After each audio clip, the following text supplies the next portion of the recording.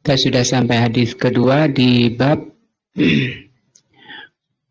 masuk atau buang hajat ya, adab buang hajat, hadis yang kedua. Ini sudah kita baca dahulu, kita ulang. An Abi Ayyubin Al-Ansari radhiyallahu anhu. Itu hadis dari Abu Ayyub Al-Ansari radhiyallahu anhu qala Rasulullah sallallahu alaihi wasallam, Rasulullah bersabda,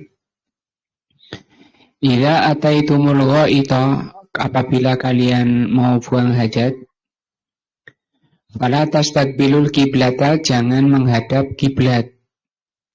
Bi ghaitin ketika BAB. Wala baulin, demikian juga ketika kencing. Wala tastadbiruha, juga jangan membelakangi. Walakin syarriku aw gharribu, tapi hendaknya kamu menghadap ke timur atau ke barat." Karena ini beliau di utaranya di Madinah.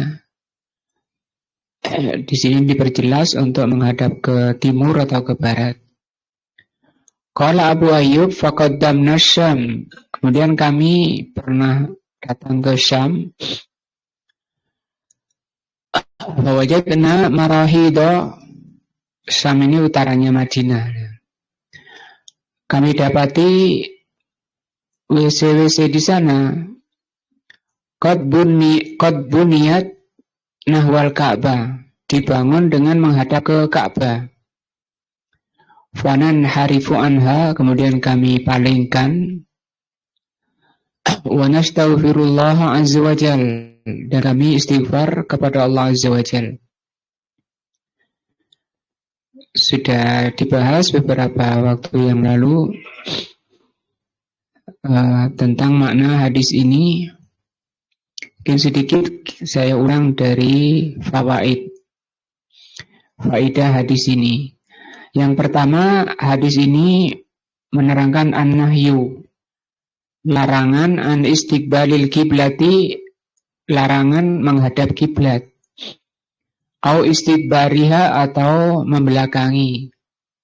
Halal bauli awil ghaiti, ketika kencing atau BAB. Wan nahyu litahrim inda jumhuril ulama, dan larangan ini menunjukkan haram. Jadi kalau dilakukan itu berdosa menurut jumhur. Yang kedua, an-nahya ya amun, larangan ini umum. Fil fadai, di tanah lapang, di luar, wal bunyan, atau di dalam bangunan. Mungkin di tanah lapang kita sekarang sudah jarang. Misalnya di sungai atau di tanah lapang, di ladang yang bukan di bangunan. Jadi di sini larangannya umum, tidak boleh. Yang ketiga, ta'dhimul Ka'bah wa ihtiramiha. Hadis ini menerangkan kenapa tidak boleh menghadap kiblat atau membelakangi dalam rangka ta'zim, pengagungan terhadap Ka'bah. Yang keempat, husnu ta'limin Nabi sallallahu alaihi wasallam. Monggo.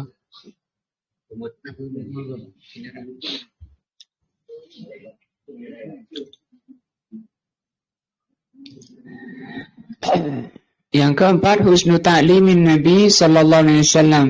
Hadis ini menerangkan bagusnya pengajaran Nabi sallallahu alaihi wasallam.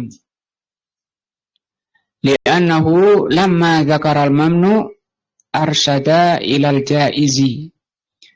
Karena tadi Rasul mengatakan, setelah Rasul melarang menghadap kiblat atau membelakangi ketika BAB atau kencing, beliau menerangkan yang boleh. Tidak hanya dilarang saja, tapi yang boleh bagaimana itu diterangkan, yaitu menghadap ke barat atau ke timur kalau posisi di Madinah. Kalau posisi kita di Indonesia, ya harus hadapnya ke utara atau ke selatan.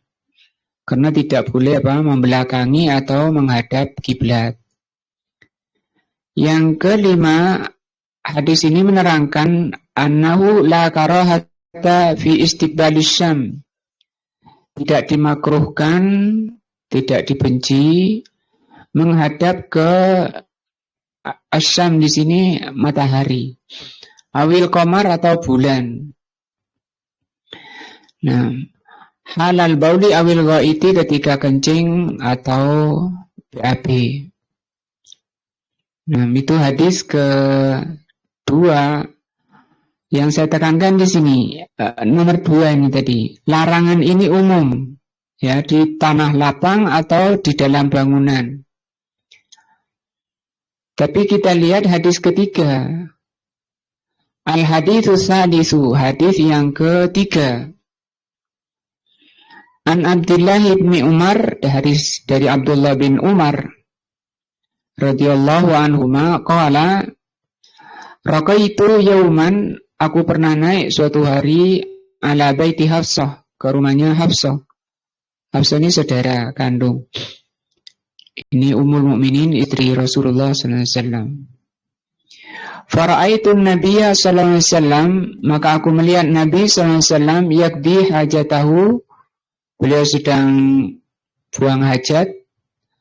Mustaqbilas Syam, menghadap ke Syam, hadap ke utara. Syam kan di utaranya Madinah, sementara Ka'bah di selatannya. Di sini dipertegas mustaqbiral Ka'bah, beliau membelakangi Ka'bah. Wa fi riwayatin, dalam riwayat lain, mustaqbilan Baitul Maqdis, dengan menghadap Baitul Maqdis. Baitul Maqdis di Syam. Nah,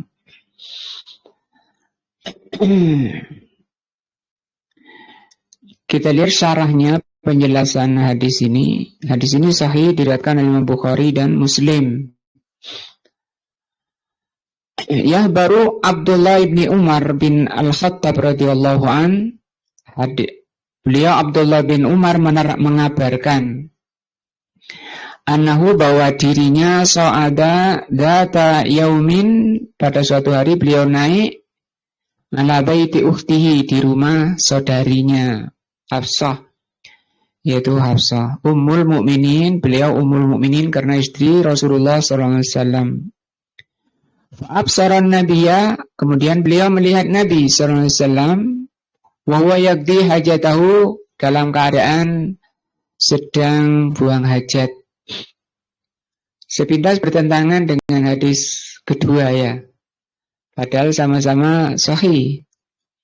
Maka para ulama memberi kaidah di dalam usul fikih, mustalah hadis, bahwa kalau ada dua hadis yang sepintas bertentangan, sebisa-bisanya dikompromikan atau dijamak istilahnya. Nah, di sini apakah bertentangan? Kalau yang di hadis kedua tadi dilarang, artinya beliau melarang itu dengan ucapan. Nah, sementara kalau di hadis yang ketiga ini, itu bukan ucapan, apa namanya? Perbuatan. Jadi bisa jadi kalau perbuatan itu bisa jadi kehususan beliau. Kehususan beliau. Seperti contohnya, beliau melarang umatnya nikah lebih dari 4. Tapi beliau sendiri menikah lebih dari 4. Sampai 11. Sampai 9. Waktu beliau meninggal, istrinya kondisi masih 9. Nah. Wajjahahu ila Baitul Maqdis. Rasul buang hajat menghadap ke Baitul Maqdis. Wadahruhu, dan punggung beliau ilal Ka'bah. Berarti ini membelakangi Ka'bah. Hadis kedua tadi kan beliau melarang membelakangi Ka'bah. Disuruh hadap ke timur atau ke barat. Wa kana Ibnu Umar radhiyallahu anha, dan Ibnu Umar radhiyallahu anhu Qala dzalika mengatakan seperti itu raddan ala man qala. Beliau mengatakan menghadap ke membelakangi Ka'bah untuk membantah orang yang mengatakan innahu la yastaqbilu Baitul Maqdis. Ini tadi di riwayatnya disebutkan beliau menghadap Baitul Maqdis. Untuk membantah orang yang mengatakan Rasulullah menghadap ke Syam tapi tidak ke Baitul Maqdis. Nah, ada Masjidil Aqsa di sana ya. Nah, hala qada'i hajatihi ketika buang hajat. Wa min samma maka dari sini atal mu'allif bir riwayati tsaniya maka beliau bawakan riwayat yang kedua dengan memperjelas bahwa Rasulullah itu menghadap ke Baitul Maqdis. Dibawakan karena sama-sama sahih. Kalau riwayat pertama tadi menghadap ke Syam masih terlalu umum, Syam luas. Kalau sekarang Syam itu apa? Suriah. Terus apa lagi? Lebanon ya. Terus apa lagi? Nah itu sekarang sudah pecah-pecah jadi berbagai negara-negara. Dulu masih satu Syam. Fawaidul hadis, faidah hadis ini jawazus su'ud ala baitil qarib, boleh naik ke rumah keluarganya. Idza lam ya'lam atau idza lam yu'lam ada muridahu bidzalika. Kalau tidak diketahui dia tidak marah, tidak melarang. Kalau enggak melarang saudaranya enggak apa-apa naik. Ini rumah tingkat berarti ya, dia naik ke atas.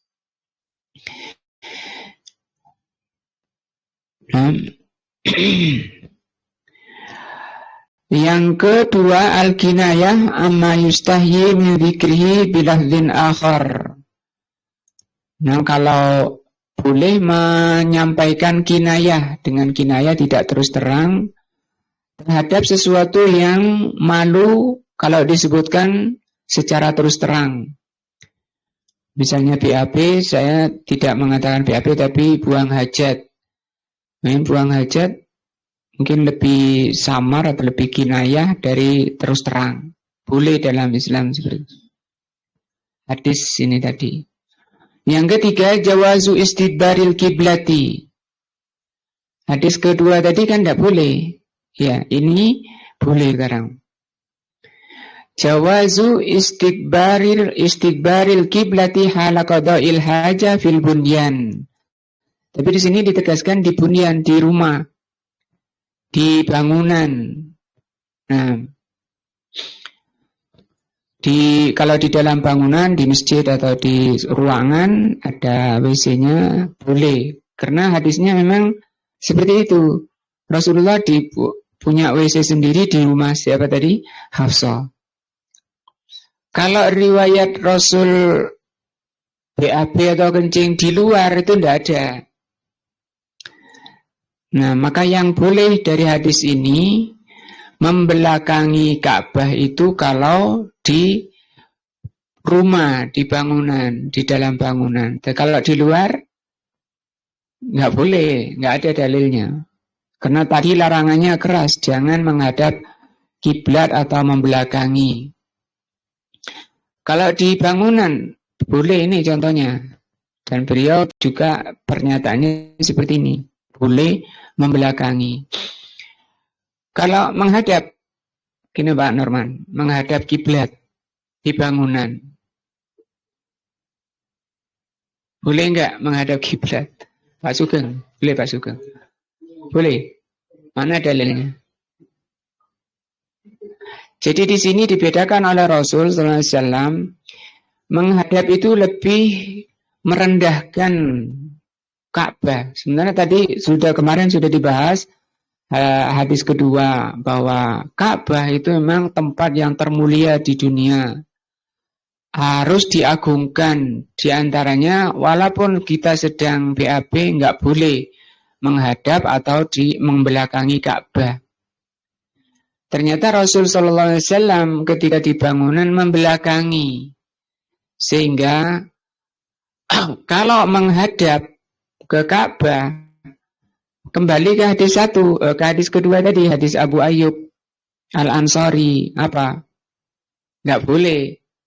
Kalau membelakangi, masih misalnya susah untuk muter klosetnya susah.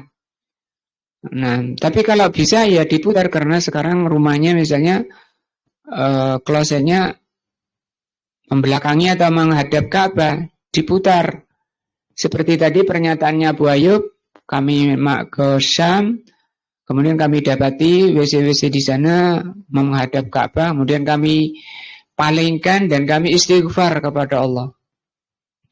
Tapi kalau memang terpaksa nggak bisa muter karena terlalu sempit, diapakan?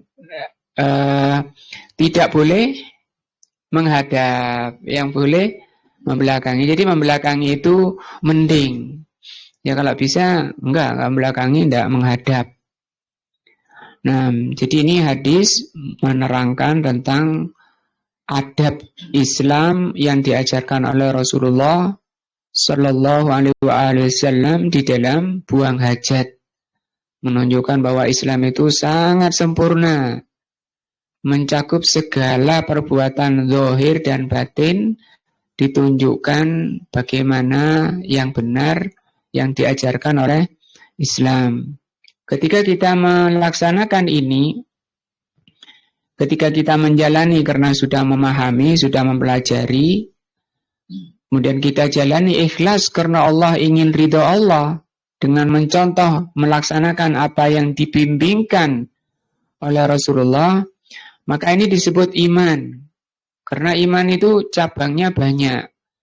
Kata Rasulullah SAW, al-imanu syu'batul iman salasun wa sab'una syu'batan. Iman itu cabangnya 70 atau bid'atun 73 lebih. A'laha qaulu la ilaha illallah. Paling tingginya ucapan la ilaha illallah. Wa adnaha, paling rendahnya buang duri, buang gangguan dari jalan.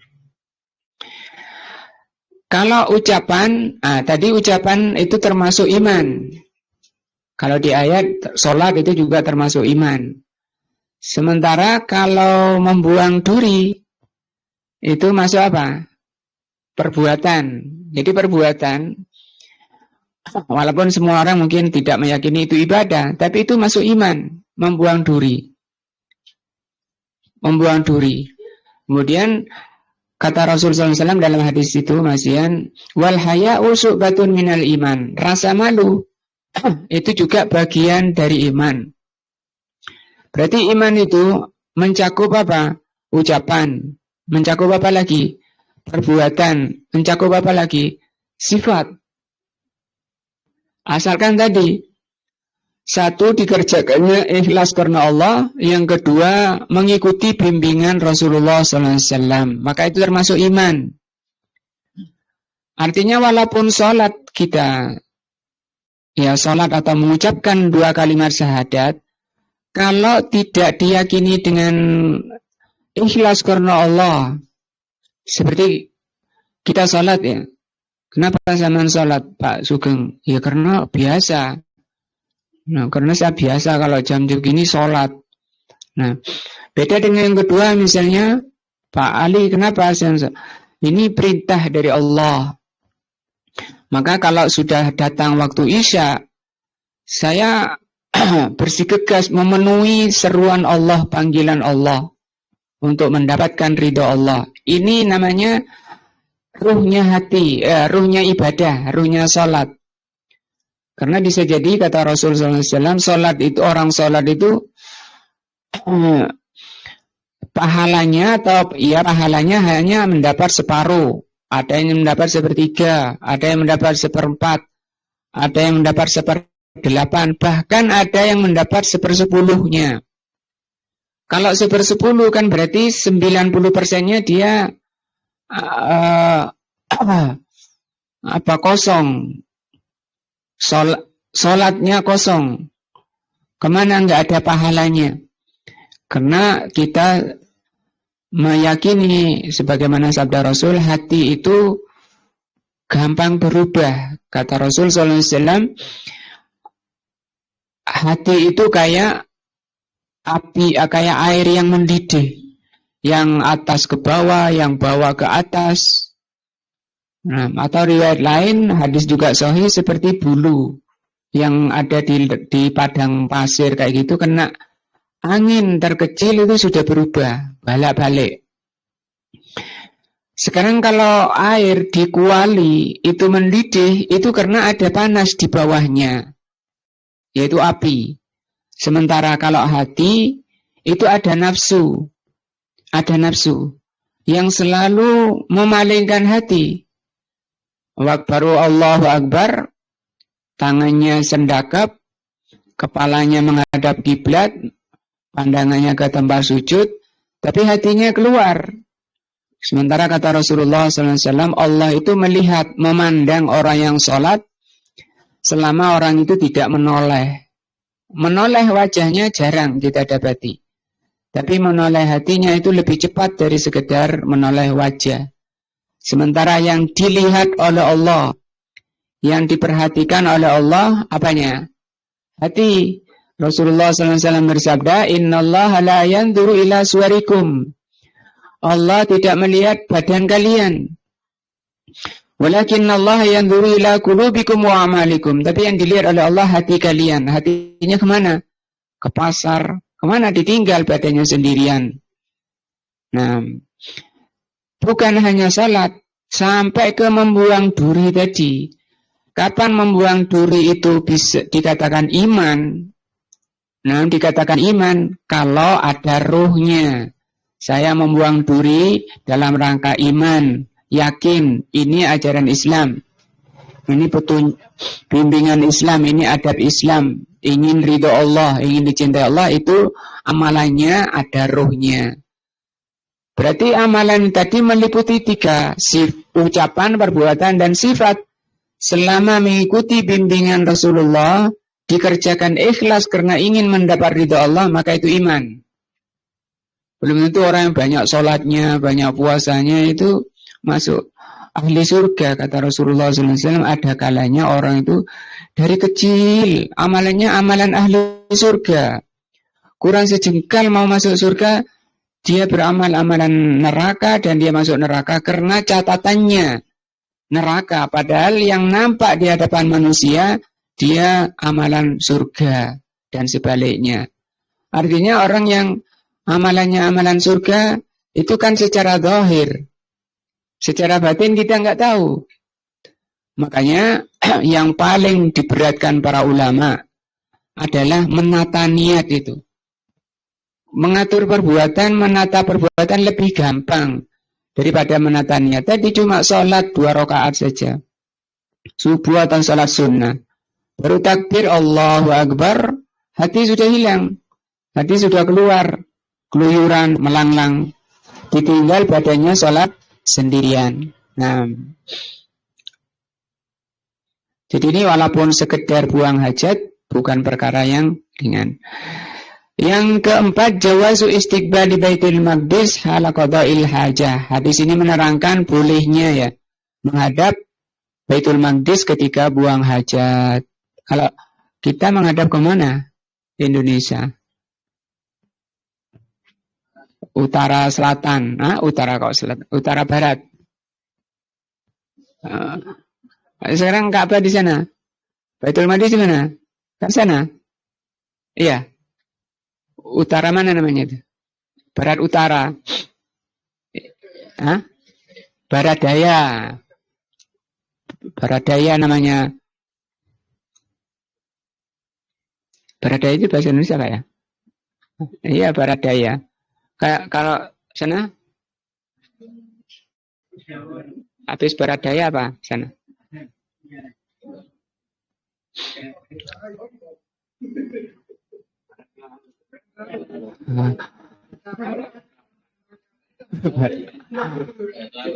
Wah, ada lautnya juga ya.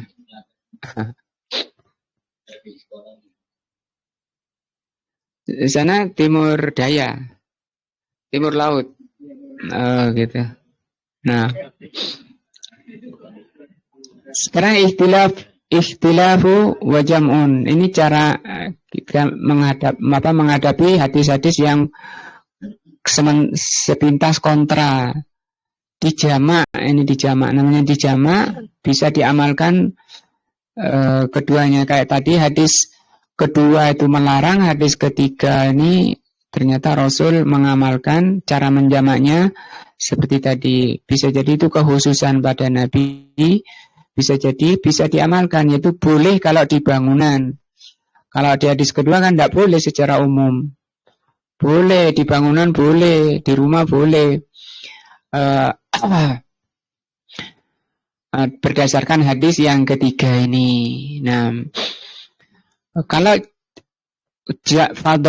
kodok di luar, orang Arab dulu kalau mau BAB kebanyakannya keluar, menjauh. Nah, berapa jaraknya Pak Hamid? Kalau keluar, Pak Muhammad Ence, berapa jaraknya? Nah, sampai tidak terlihat badannya. Ada 3 ukurannya. Tidak terlihat badannya, tidak tercium baunya, tidak terdengar suaranya. Maka walaupun di bangunan nanti itu yang jadi standar ukurannya. Tidak terdengar, tidak terlihat badannya, ya nggak terlihat karena ditutup. Tidak terdengar baunya karena disiram. Yang sering rawan yang ketiga. Karena WC-nya seringnya kumpul di dapur sama tempat meja makan dekat. Mungkin meteran aja, 1 meter. Keluarganya lagi enak-enak makan. Dia malah ngeden-ngeden di kamar mandi. Nah itu ndak adab. Ndak mencocoki adab Islam. Dinasihati kalau istri, anak atau suaminya nasihati. Sama ini nggak adab gitu kan. Orang tahu sudah tahu ada orang makan, jangan malah disengaja ngeden-ngeden kayak gitu. Nah, karena tadi standarnya 3 ya, nggak boleh terlihat badannya, tercium baunya, dan terdengar suaranya. Dan juga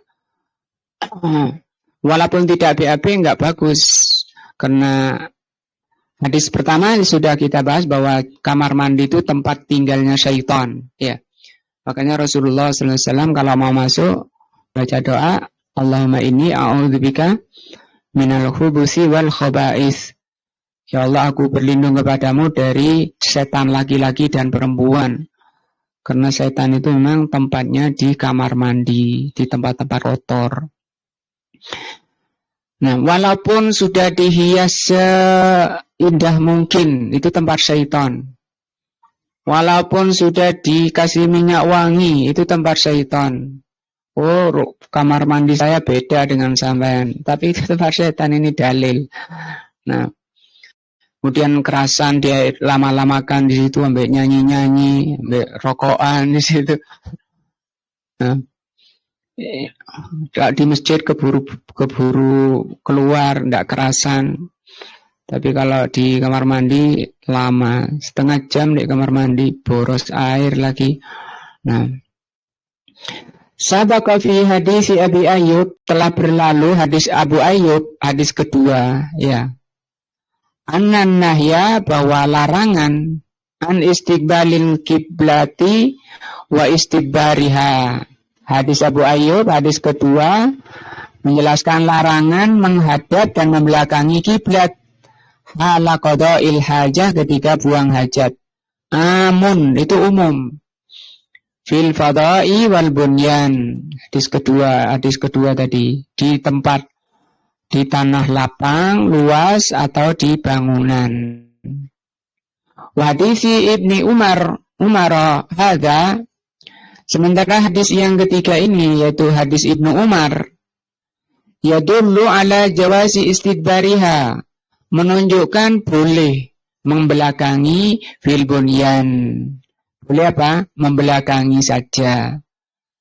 Nah, adapun menghadapnya Tidak boleh. Mana dalilnya? Hadis Abu Ayyub, hadis nomor 2. Begitu kaidahnya. Falaihan yakuna mukhassisan li umumi hadis Abi Ayyub. Nah, sehingga di sini menjadi khusus. Dan ini kaidah, hadis umum itu tidak boleh diamalkan sampai dicari dulu hadis khususnya. Nah, kalau sudah diketahui hadis khususnya, diamalkan hadis umum dan khususnya. Seperti ini. Tadi hadis kedua nggak boleh menghadap, membelakangi. Ternyata ada hadis khususnya, yaitu boleh membelakangi, tidak boleh menghadap.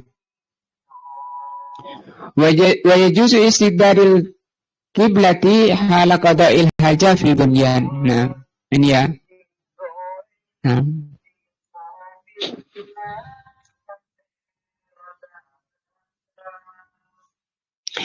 Satu lagi hadis Rabi, hadis keempat, an Anas bin Malikin, dari sahabat Anas ibnu Malik radhiyallahu anhu, qala kana Nabi sallallahu alaihi wasallam yadkhulul khala'a fa ahmilu ana wa gulamun nahwi ma'i idawatan min ma'in wa anazatan wa yastanji bil ma'. Bahwa Nabi sallallahu alaihi wasallam masuk khala tempat buang hajat. Aku dan anak kecil yang seusia denganku membawa idawah. Idawah ini kayak ember gitu, tempat air. Wa anazah, dan tongkat. Kemudian Rasul setelah selesai buang hajat, beliau istinja, cawi dengan air.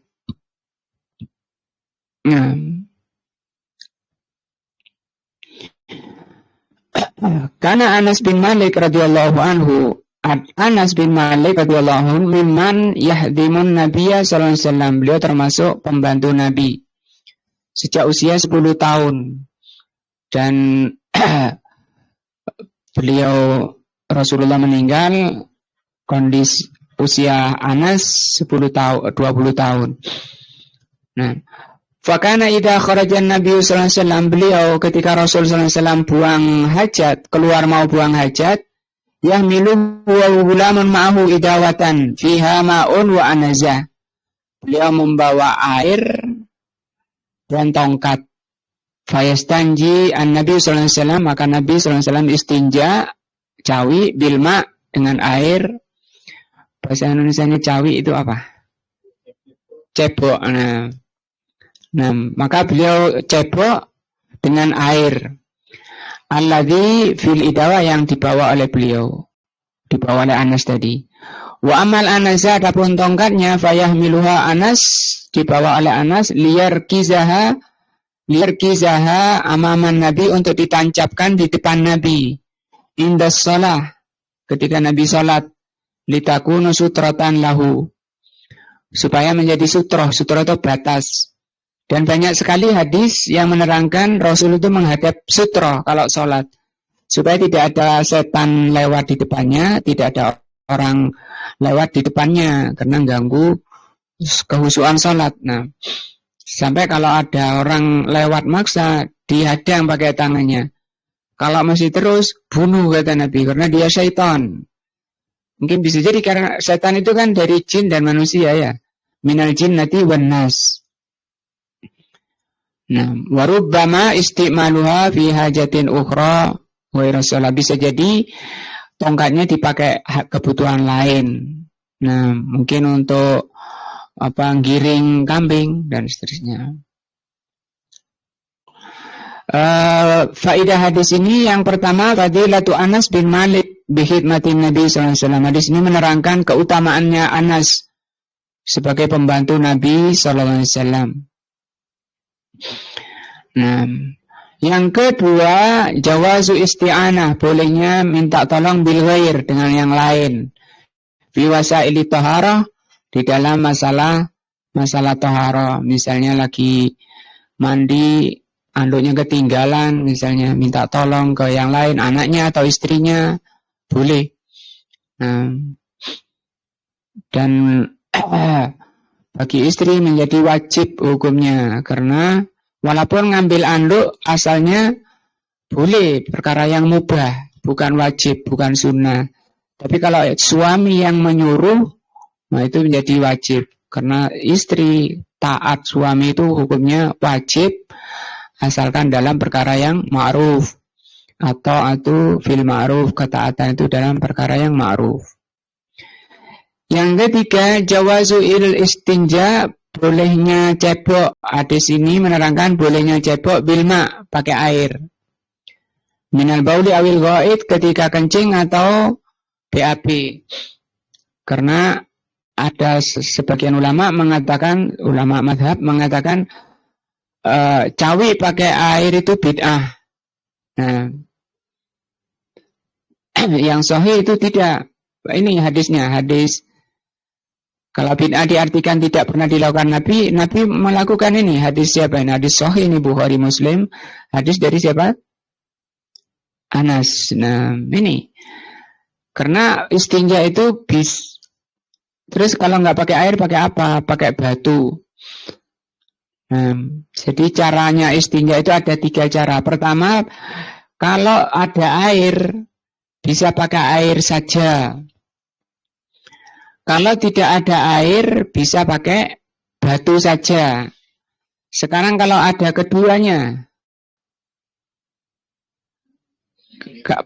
pakai air. Jadi air yang lebih utama dari batu. Ada juga yang menafsirkan para ulama itu yang afdol digabung pakai, karena nanti kita akan melewati hadisnya, hadis tentang istijmar itu. Ketika nggak ada air, nanti kita lihat hadisnya. Sehingga sebagian ulama mengatakan yang afdal itu pakai batu dulu baru air. Nah, tapi kita tidak biasa seperti itu ya. Kita pakai air saja. Bahkan pakai batu saja kita mungkin jarang. Nah, pakai batu, pakai air afdal, karena kalau batu itu kadang masih menyisakan bau ya, baunya. Sementara syarat suci itu ada 4. Pertama, hilang benda najisnya. Yang kedua, hilang baunya. Yang ketiga, hilang rasanya. Yang keempat, hilang warnanya. Nah, sudah diusahakan sebisa-bisanya bersih pakai batu, kok baunya masih ada. Nah, itu masuk ke makfu. Karena memang nggak ada air. Sama di hadis dari Fatimah bintu Jahsyin, nanti kita lihat di bab haid, bahwa beliau tanya tentang pada Nabi tentang darah haid, maka darah haid itu najis. Ketika oleh Rasul dikatakan najis, karena sering ketika wanita itu mencuci sidinya, itu warnanya masih ada. Sementara tadi kan harus hilang 4-nya. Nah, warna ini makfu namanya. Makfu itu dimaafkan. Sama dengan ketika orang istinja cebok pakai batu, baunya masih ada, itu makfu. Nah, jadi yang paling afdal itu pakai air. Keempatnya bisa hilang dan lebih cepat. Nah,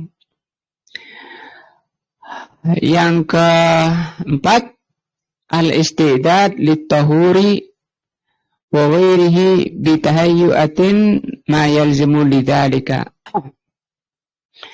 Jadi untuk boleh seorang itu misalnya mempersiapkan alat-alatnya untuk bersuci, untuk taharah.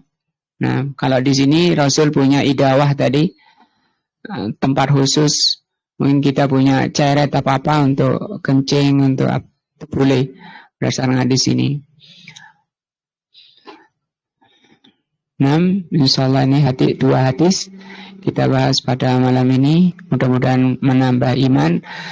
Jadi kita yang sudah belajar, sudah mengerti tadi adab buang hajat, masih ada beberapa hadis lagi. Hadis keempat, larangan dari memegang kemaluan pakai tangan kanan dan bercawi pakai tangan kanan. Itu haram hukumnya, nanti insyaallah kita bahas. Nah, karena nanti akan dibahas kalau megang punya istrinya atau istri pegang punya suaminya. Nah, nanti akan dibahas karena ini kembali pada dirinya sendiri dulu. Wallahu a'lam, insyaallah akan dibahas pertemuan berikutnya. Mudah-mudahan ini menambah iman, menambah takwa kita, menambah ilmu.